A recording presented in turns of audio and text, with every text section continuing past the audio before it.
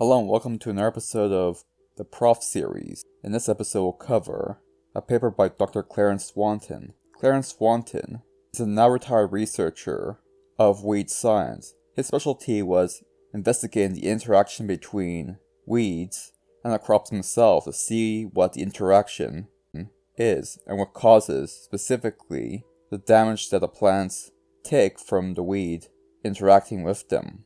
And we'll be covering a paper by him on that exact same topic. Clarence Swanton also taught agroecology at the University of Guelph. Let's get started. Neighboring weeds have a profound effect on the light environment of emerging crop seedlings. The ratio of red to far red light is perceived by a series of photoreceptors within plants. It is these receptors that activate selected genes to create the phenotype that can avoid shade. A low red to far red light ratio and depletion of active phytochrome have been associated for a long time with biomass accumulation reduction within a controlled environment situation. This phenomenon is a similar reaction to what takes place within a weed-crop interaction, and it appears that a shade avoidance response created by a plant is the primary cause of biomass reduction rather than any competition from the weed itself. This response is reduced with age, however.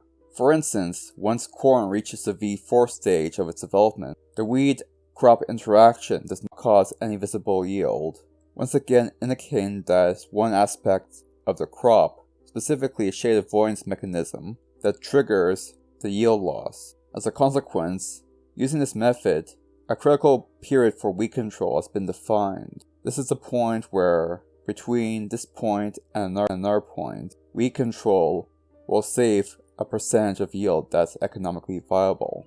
Yield loss, for instance, within maize during this period could range between 5 to 26%, in soybeans 5 to 27%, and common beans 60 to 80%. Dry beans seem to be the most affected by weed crop interactions. So using the results from previous experiments to measure dry bean photosynthesis, CO2 responses, incoming light, and yield. And here, in the crop environments where weeds were allowed to grow unimpeded, the total incoming photon flux density, which is an active measurement of the radiation that could be used to make photosynthesis available to the plant, did not differ between the weed-free and the weedy environments. However, the incoming amount of radiation differed across weeks. Despite the incoming radiation above the bean canopy being almost identical in both cases, significant differences in reflected light quality were observed,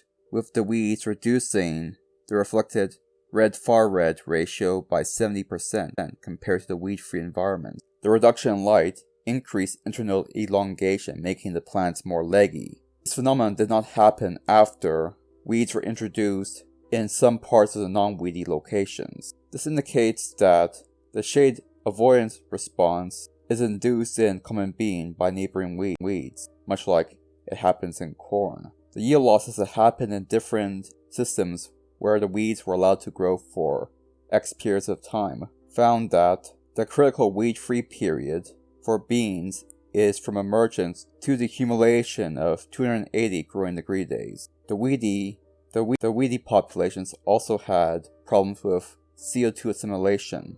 There was a reduction in CO2 assimilation by 11% in the weedy location. Based on this evidence, the presence of neighboring weeds, even with the absence of competition, creates a legacy effect that persists long after the weed's been removed. Dr. Horva hypothesized that this could be further compounded by the activation of epigenetic markers in crop plants, specifically beans. So it appears that dry beans exhibit a much more acute and long-lasting legacy effect due to the shade avoidance response. It also appears that low red to far red radiation creates an imbalance in the photosynthesis processes, creating free radicals that cause damage to the plant, which further impairs CO2 assimilation.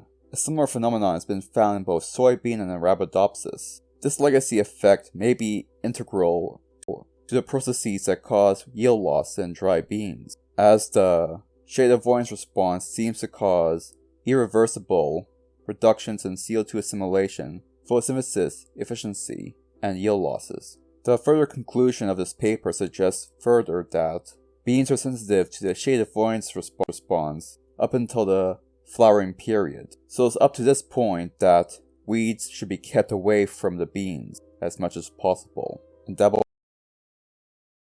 Thank you for watching this video. If you enjoyed this video, please like and subscribe.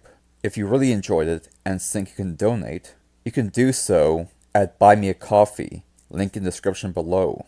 Thank you for watching.